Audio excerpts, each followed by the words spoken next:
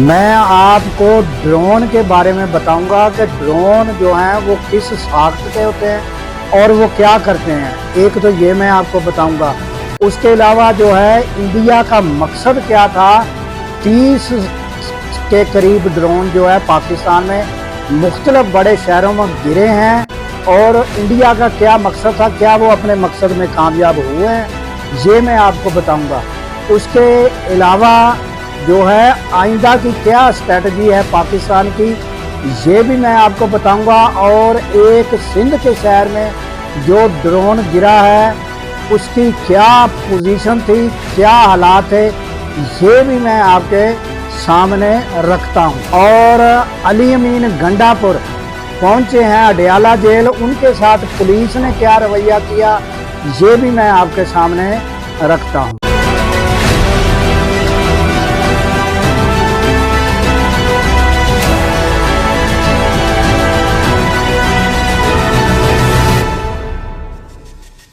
और अब जो मैं आपके सामने रखना चाहता हूं वो ये है कि सबसे पहले हम ड्रोन को जान लेते हैं। ये 30 के करीब ड्रोन आए थे, इनकी साख्त क्या है।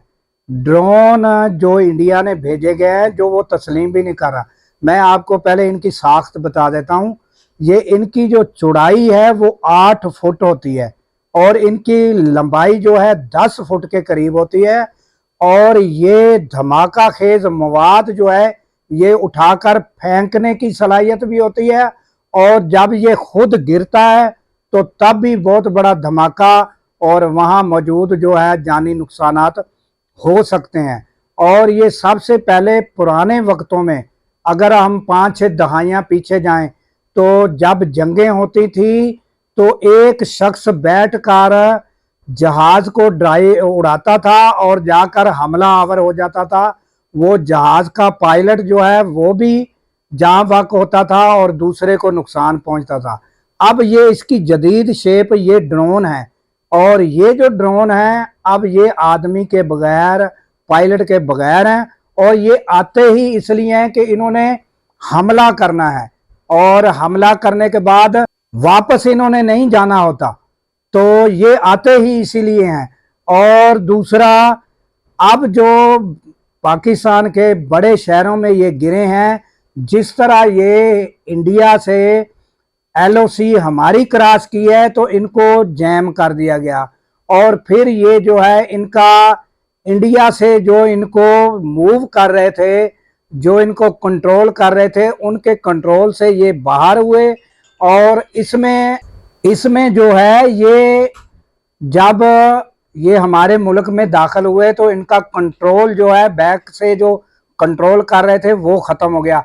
और इनमें नाजरीन जो 6 घंटे की बैटरी होती है, तो ये जब गुज़श्ता रोज़ इन्होंने इंडिया से ये रवाना हुए तो ये मुख्तलिफ औकात में किसी की बैटरी ख़त्म हुई, कोई जो है इसका जो यानी सिमत है नीचे की तरफ हुई, ये लावारसों की तरह गिरते रहे और ये किसी भी टारगेट पर नहीं गिर सके। ये हमारी पाकिस्तान अफवाज की और ये सारी हमारी जो मशीनरी पाकिस्तान की जैमर उन्होंने काम किए, जिसकी वजह से ज़्यादा नुकसान नहीं हुआ। और पाकिस्तान में 3 जो शहादतें बेगुनाह लोगों की हुई हैं इन ड्रोन की वजह से।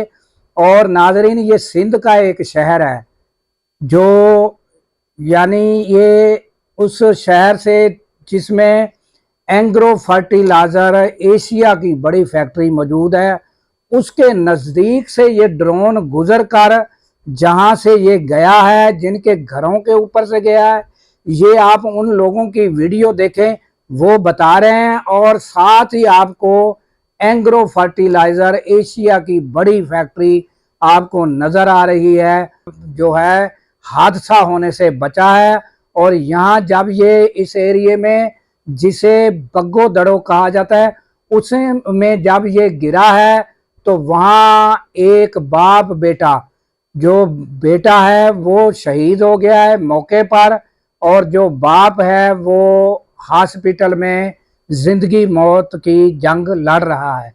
तो ये यानी ये जो ड्रोन थे अब मैंने आपको इनका फंक्शन, इनकी साख्त और इनका तरीकाकार बता दिया। अब मैं आपको बताना चाहता हूं कि इनसे आपने बचना कैसे है, बचाव किस तरह करना है।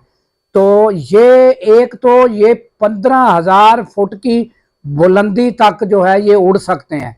तो जब ये नीचे किसी को नजर आए तो कोई भी इंसान इनको हिट करके हवा में ब्लास्ट करा सकता है, उससे जो है बड़ा बचाव हो सकता है इससे।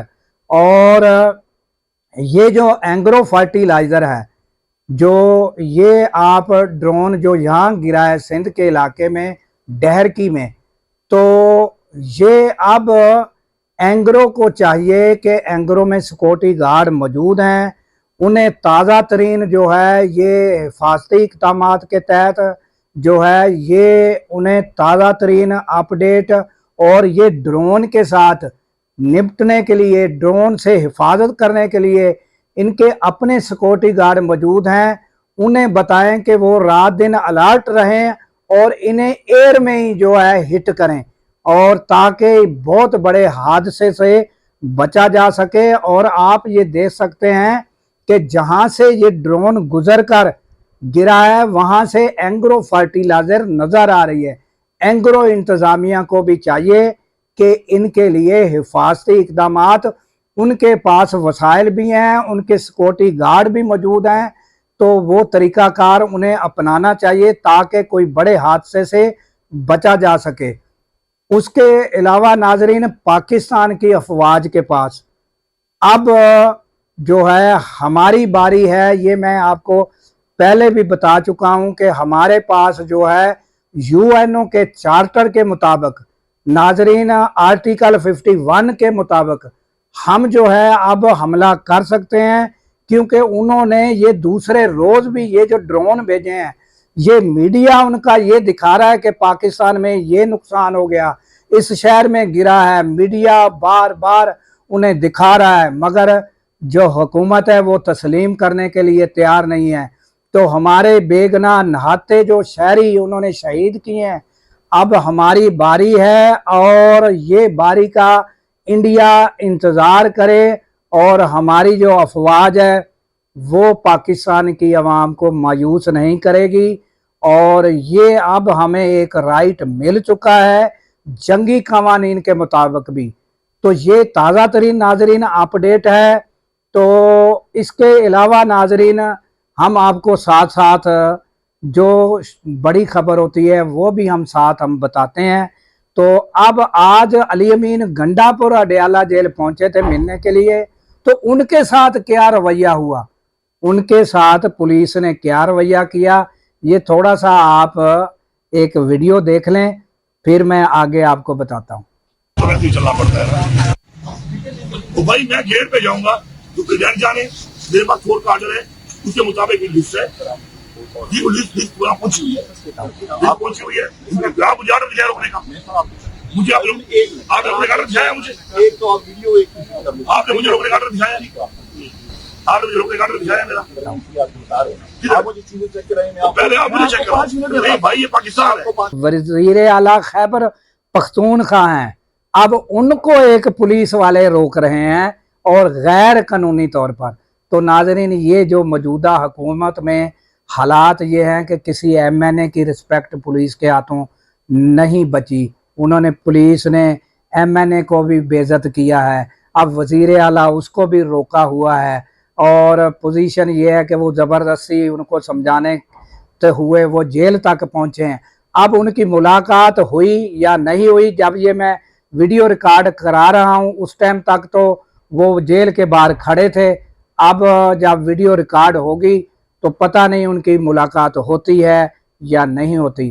तो नाजरीन, दुआ करनी चाहिए कि अल्लाह ताला पाकिस्तान की खैर फरमाए और पाकिस्तान की सरहदों की खैर फरमाए, और हमारे जो सरहदों पर जवान हैं अल्लाह ताला उनको शादो आबाद रखे। और जब हम रातों को नाजरीन सो रहे होते हैं वो सरहदों पर जाग रहे होते हैं। अल्लाह हाफिज़।